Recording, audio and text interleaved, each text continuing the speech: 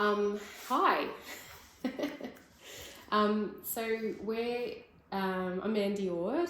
I'm Gooch. Hi, and we're at my home, which is in Wurundjeri Wurrung country in Naarm, as part of the CAWnversation Nation, and where we're speaking from is on the lands on Naarm-based lands. And we're just gonna talk about comics. Yeah. I think. Yeah. We're both from CAW. I did the first couple, and then you did one. Yeah. You were the guest. Yes. The special guest 2 years ago? Yeah, 2 years ago. Yeah. Cool. Yes, and so we've known each other for a while. Yeah, since I was like 19 or something. Yeah, and you live a bit of a stone's throw away, not too far. Yeah. 30-minute drive. Yeah, and we both have dogs, so I think we have caught up on our dog stories this morning. Yeah. Yeah. I've complained about my job. Yes, I've complained about my job too. I love my job, my other job, but we have a similar job, so we can have a good chat about it. Yes. Yeah, but we're going to talk about, I guess, some comics. I was just thinking about, I don't even know if we've even talked about this stuff. Probably over the years when we've caught up, we've had chats about like comic things. Yeah, for sure. But I was thinking, it's funny, I was thinking about like when I always get asked when I started drawing comics, and I always thought it was in high school, but then I think back, and I think it was earlier, way earlier than that. But I wanted to ask you in terms of that kind of thing. Like you probably, like me, grew up, like you read comics from, you probably can't remember when you first started, you're probably quite young. Yeah, for sure. Young. Was there a comic which you loved and then you tried to kind of emulate, like not directly copy, but maybe invent characters which were really super inspired by the comic when you were younger? I mean, I loved like anime as a kid, so I do that with like Dragon Ball Z and Card Captor, Superhero, and stuff like that. In terms of comics, most of the stuff I read when I was a kid was sort of like doctor's waiting room stuff, like Simpsons comics like K-Zone and all those things that they have at the newsagents, which I don't know if I actually liked that much as a kid, but they were comics. Those are the first ones I remember, and then there's some stuff I read later on that I really loved. Yeah. But in terms of things that I would be like, I would invent a character for this. Definitely Dragon Ball and like early morning kids cartoons, Pokemon, stuff like that. Did you draw in a sketchbook or like on loose bits of paper? No, just printed paper. Printed paper. I don't have the patience for sketchbooks. Yeah. Having like fancy paper where you can't just throw in the bin. Yeah. Stresses me out. Have you got copies of your early work from when you were a kid? I got like primary school art projects. Oh really? And they were cartoon related? No, they were like the teacher being like draw a frog. Okay. But, yeah. What would be the earliest like comic that you would have, that you still have, that you'd be able to find? Like a Simpsons comic.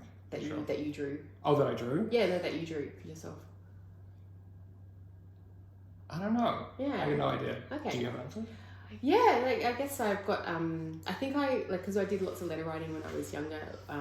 We, like my friends and I, would write notes to each other like in high school, and also the street I lived in, we used to write letters to each other, and we would go onto the street and post them by hand to the person across the road. And so you would write like all the things you write when you're like a kid, but draw pictures. So I would always draw things on the letters, and they probably look cartoony, mostly because I didn't know how to draw. So they had that like linear kind of like wobbly line and very simplistic type thing, like quite childlike, I guess. That stuff's super charming though. But charming. Yeah. Definitely. I look back on the early stuff and have quite a deep affection for the young Ord kind of just drawing because of the need to draw, not even even thinking about it being comics even.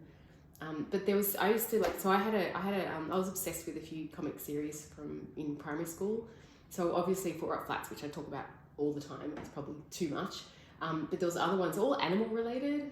So one was called Swamp, Have you ever heard of Swamp? I'm pretty sure it's Australian, and it was just set in a swamp, and it was all these like big frogs and mosquitoes that would all just be having interactions in a swamp. But they had big googly cartoon eyes, like typical comic-y kind of characters. So I love that, and so I invented this character called Crab, which was because Swamp didn't have crabs. So I thought, well, this will be like my version of Swamp. I'm in the sea. So I drew this crab that was really, really easy to draw. Like, I don't even draw it. I can still remember how to do it. It was basically like a half a circle, 2 eyes, and then the claws, and then I knew like there was that kind of, so it was basically like that, and that was Crab. And Crab was kind of this real like monotone character, kind of like a Garfield type of character that was just like the grumpy, really cynical, yeah. like yeah. And I think the fish would be swimming around, and Crab would just be like about everything. But yeah, I think it's probably like one of the first characters was this Crab character. But I never really did long stories. It was just one-off like Crab thinking things, you know. Yeah, I think I've still got some of those floating around somewhere. That's cool. From probably primary school, early high school. Yeah. I think I mostly just drew like Dragon Ball Z Super Saiyans. Yeah. In like notebooks and stuff. Yeah. When I was in primary school. Yeah. I like Crab a lot though. Oh, thanks. Yeah, I haven't drawn Crab in years. So easy to draw though. Yeah, but that's the thing about, I think drawing Crab is like, you get into that idea of repetition. So like the more you draw something, the more you kind of inhabit the character, which is probably not a bad thing to talk about. Like in terms of, like your characters, I just love the way your characters look, like physically. They're just so intriguing. And I was also looking at the way the hands of your characters, which I'm obsessed with. Like I'm going from one thing to the other, but I was thinking about your hands of your characters. Did you just understand hands and gestures early on, or is it something that you kind of practiced a lot? I don't know. I've been making a conscious effort recently to like reform the way that I draw hands a little bit, really? Like make it a bit more realistic. But I don't know. Their hands are expressive. They're easy to draw. If you're drawing with wonky lines to begin with, like they can look really great and fun. I think they were just like something that, like, you know, you start drawing faces first because, you know, we're people. That's what we start with typically. I think the hands were like an easy go-to for something to latch onto following that. Whereas, because like, you know, like an environment or any type of machine or car is like deeply intimidating and difficult and it's very easy to make it look wrong. With hands, you know, they're always moving, always looking weird. And if you take a photograph of a hand, they look kind of strange. So if they look kind of crappy, like that kind of works in their favor sometimes. Yeah, and that's it. You make it look like easy actually in terms of gestures and hands, because it's not that easy to get the right angles of hands, particularly if you're drawing them without all the details of the hands, where it's more sort of simplistic. But it's funny that you said like that, like, you know, drawing, like you said, drawing like architecture is more challenging. For me, at least, really? yeah. And which is really surprising because you actually do some of the more complex images of architecture and cityscapes and like speculative, like inventive cityscapes from anyone that I know that look very well researched and like very well constructed. So it's surprising to think that might be something that is difficult, because it doesn't look it looks like it took a lot of work to create, but it looks like you have a good grasp of constructing that kind of environment. That's really kind of you to say. I find that, like, even with that stuff, I don't know, like, you take a person, you take a hand or a figure or something, it's very easy to look at it and quickly reduce it to the basic cartooning elements. I definitely struggle with that, with any sort of detailed environment. Like, I'll draw it too detailed, or I'll draw it too simple, and it doesn't look right, or it doesn't look real, and then it's like hard to find that. I guess it's just practice. I don't do it because I find it irritating. Yeah, but because I quite like drawing architecture as well. I mean, I enjoy it, and I find it quite challenging. But like when years ago I did rooftops, and it was set in Melbourne, and I would reference New York, and I was in heaven. I just, like, it was a lot of work and a lot of trial and error, but just drawing like buildings and design, like the idea that you're drawing a building and it's already kind of has already been someone else's like drawing in terms of an architectural design. Like you're kind of recreating it as a design by referencing it in a comic. I find it really enjoyable. Like, do you walk around like Melbourne and look at, like, are you aware of the spaces when you're walking around? And No. No? But I imagine you are, like... Yeah, I do tend to look up a lot. I'm a looker-upper. I look up at buildings, I sit in traffic and I look up at, I make sure to like look above the level of all the chaos of the world and look up. So I'm more prone to look at like signage and high wires, birds and clouds and things like that. Your work is like, it's drawing from your life as well. Do you have like masses of like digital reference images that you've taken, or are you just, is it practice and memory? It's kind of both. Like I do a lot of Google searching, and just if I'm sitting at my desk and I can't quite figure something out, I'll... Street view's amazing, yeah. Yeah, like at the moment I'm working on a project about animals, and so I'll have a, like for example, one of my drawings I'm going to do probably this weekend is of a dingo, and from a dream, I'm definitely going to have to research, just get the kind of the look of a dingo, vaguely. But then I also like working from memory. Like I draw Max, like my dog, from memory, or just the kind of archetypal version of him, even though I could look at him and draw him and take photographs. So there's like that kind of like a mix of like something that looks a little bit more like it's from a photographic reference, and then other things that are purely just from mind to hand. And I kind of like that kind of mixture in a comic. Yes, definitely. Yeah, because it's like more cartoony, and then there's something that's a little bit more like realistic. So it's like you're dipping into like the real world and then going back into kind of that exaggerated kind of cartoony, which automatically has almost like a degree of like, for me it's got humor attached to it. I love that too, when it's like the really simple thing could be like the way you draw Max, like running and slobbering and barking and like with all the energy and movement, and then the more referenced thing is like there's these huge still things in the world, like, you know, they're buildings or cars, or like they're kind of more permanent. They don't have that energy to them that needs to be abstracted into sort of just brushstrokes. Yeah, I reckon that's right. Like energy, I think it's such a good word for it. Like anything like that's like alive. It's like, it's, you know, we're animated. Jodie and I had this great conversation the other day about the idea that like we listen to all these interesting podcasts and things about where you sort of like your consciousness is sort of inside of your body, in your mind, and also in your body, and you sort of interact with the world, and maybe who you are is like hits the wall of your skin, and that's like where you stop. But then there's this idea that, you know, you're shedding cells and skin and little bugs and things that might kind of like are kind of drifting off you, and also heat from like you radiating heat. So the idea of like that the energy kind of animating certain things, and having more of a presence because of the things you can't see, about what it is to like have a life force, I guess.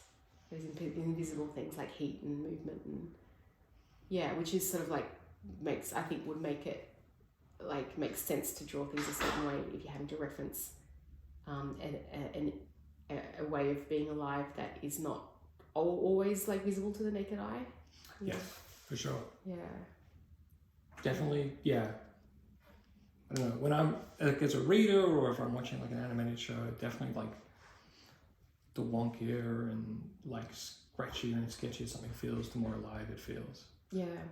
Do you know, it's funny, this just reminds me, yesterday I work in a organic like fruit and veg shop, and the guy I work for, a lovely fellow, he was leaving, and we were looking at all the new products that had come in, and they were all like, I tend to make everything, because my job is to like make sure all the stuff on the shelves is neat and tidy, but he left and he started shifting things around, and because someone told him once that people will be more likely to buy things if it looks like someone else has already ruffled through it. Ah. So if it's all completely neat and ordered, it's too cold, it's too like untouched. Yeah. You need something to be a little bit imperfect for it to be like engaging.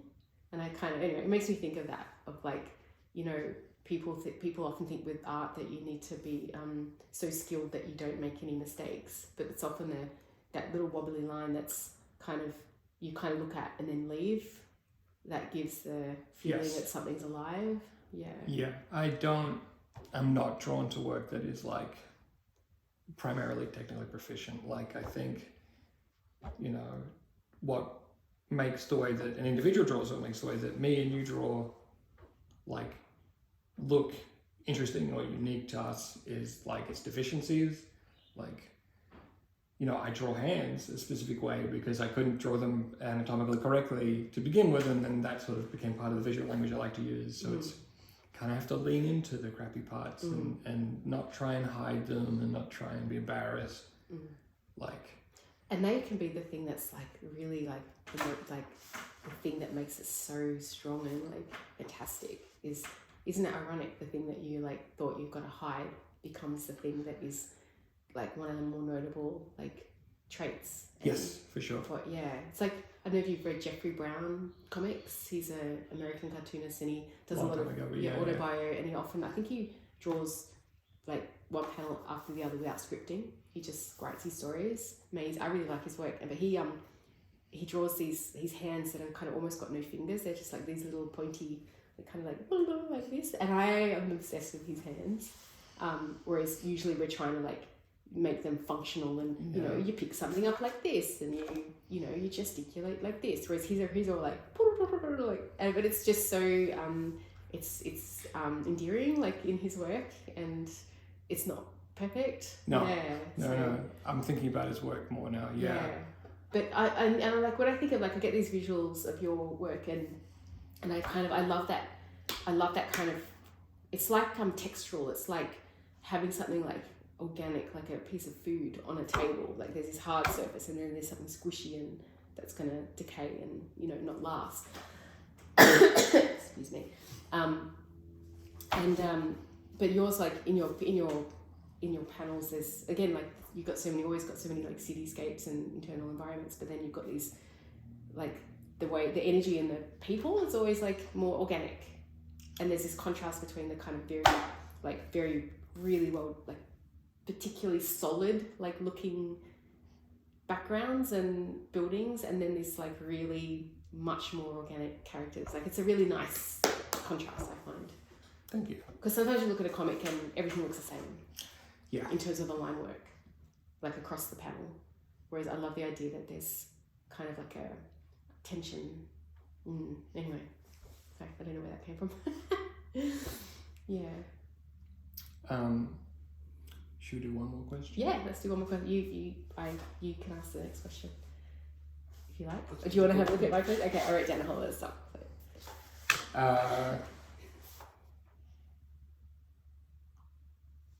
Actually, what are you working on now? Okay, I'm working on a diary type project that is focused on animals as a theme. So it's a year-long project. I started last August and I finished yesterday. Oh, congratulations. Thank you. But I've got it's in like a 4-panel format, and the way I calculated, I thought it would end on a page, but it's ended on 2 panels. So I actually am going to give myself 2 more days to make it a 4-panel full thing. I'm a bit behind. I've probably got about 8 pages that I'm behind because I've just been work sucked me dry in the last couple of weeks. So that's what I've done, and autobio. It's autobio, yes. So it's similar to a book that I did, which was a diary comic for a year. That was a page a day. This one's a panel a day. So rather than be 365 pages, it's going to be 90, which is much easier in terms of making decisions about how to get it published, which I'm planning on doing it myself. Yeah, so that's what I'm working on. It's been really fun. I've been like having a bloody ball doing it, which is nice to like, you know, feel excited about doing something again. Yes. Yes. And what about yourself? I'm drawing a very long graphic novel that I think I'm probably 170 pages into. Oh. It's gonna be way too long. I still have to do so many revisions. Yeah. But so that's great. I did a big long, like some of my favorite graphic novels are like bricks. Me too. Jeez, I love them. When I did this one, I miscalculated how long it would take me to finish it, and I had to rush. Right. So I'm trying to not do that and just slow down. And was rushing? Was that stressful? Yeah. Okay. And now I just want to like take the dog for a walk more and relax a bit, and you know, I've got the day job, so it's not like, you know, it's not like rent's being paid regardless, so I don't need to kill myself to. Yeah. And how far in are you? I haven't been counting too much, but it's going to be 2 volumes that are about this size, and in my head at least. So I'm nearly done chapter 5 of 6 chapters for the first one, but then that's all just black and white. I have to go back, and there's still so many revisions, but I'm getting closer. And then I'm doing a Godzilla comic that I'm writing, which is called Starship Godzilla. I'll hold it up to the camera. And what's that through? So the company that owns my publisher Top Shelf, IDW, does the Godzilla like spin-off comics. So I'm doing like a Godzilla in space, kind of like Cowboy Bebop meets Guardians of the Galaxy, but I'm just writing it, and it's illustrated by an amazing artist called Oliver Ona. Okay, so you're writing it and you've got it illustrated. Yes. Okay. Yeah. Have you done that before? Have you worked with an illustrator before? Not in any sort of like formal capacity like this. So it's been cool. Yeah. It's been nice. It's really nice to like write something that I don't have to draw, because it's not like like I can write something in or a sequence or an image that like I would have a difficult time doing myself. But Oliver's very versatile, and I'm sure he'll figure it out. Did you know each other before this? No, he lives in Ohio. Okay. Did you get matched up with the publisher? Okay. So there's an editor called Jake Williams who is doing a big Godzilla launch in our books. Sorry, big Godzilla relaunch in our books. One of the 3 they're doing. So he put us together, and then 3 of us have been working on it. Sounds fun. It is. It's Did you grow up with Godzilla as part of your landscape of kind things that of you not the actual films themselves so much as like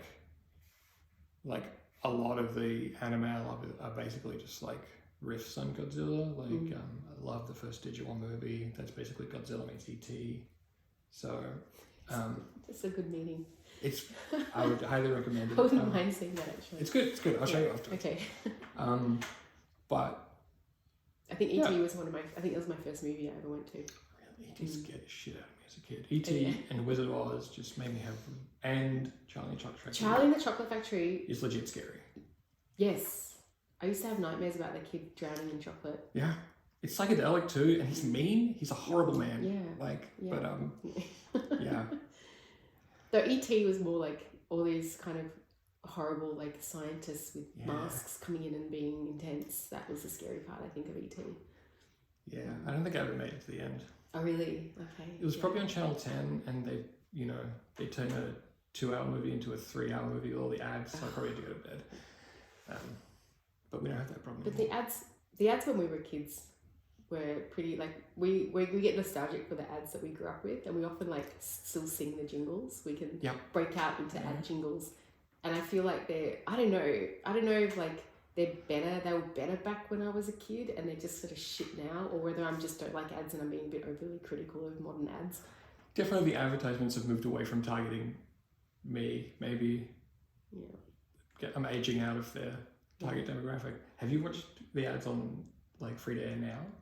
No, not really. We don't watch much free to air TV at all. At work, sometimes they come on. I'm like, oh, turn the volume down. Why? It's like, it's all funerals and funeral homes and Viagra. Like, really? yeah, I think it's for everybody. Nothing in the middle. No, Like, that's no. those are the only people left they got to advertise to. Nobody else is watching. Oh my goodness. Finished? Yeah, okay, that Cool. was a really good tangent to. We did 25 minutes. That's pretty good. Yeah, Josh can be. Yeah.